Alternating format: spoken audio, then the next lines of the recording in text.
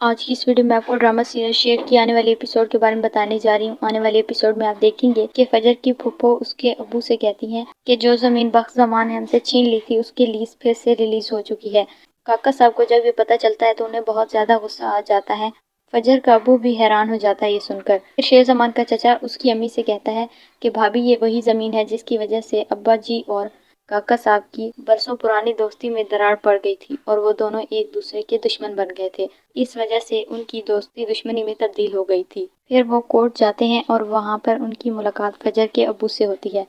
Court تو ان کے حق میں فیصلہ سنا دیتی ہے، لیکن شیر زمان کی امی فجر کے ابو سے کہتی ہیں کہ میرے بیٹے کا احسان ہے آپ پر، اس نے آپ کی عزت آپ کو عزت سے لوٹائی تھی، تو بہتر یہی ہوگا کہ آپ راستے سے ہٹ جائیں۔ وہ ان کی بات سن کر خاموش ہو جاتے ہیں۔ پھر فجر ایک ڈاکٹر سے مشورہ کرنے کے لیے جاتی ہیں۔ وہ ان کو ساری دوائیاں دکھا دیتی ہیں شیر زمان کی، تو وہ ان سے کہتی ہیں کہ تمہارا شک بالکل ٹھیک ہے، یہ دوائیاں اس کو پاگل کرنے کے لیے دی جا رہی ہیں۔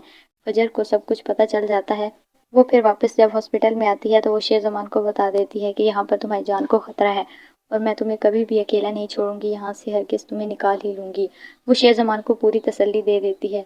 شیر زمان سے کہتا ہے کہ مجھے تم پر یقین ہو چکا ہے، تم واقعی میری مدد کرو گی۔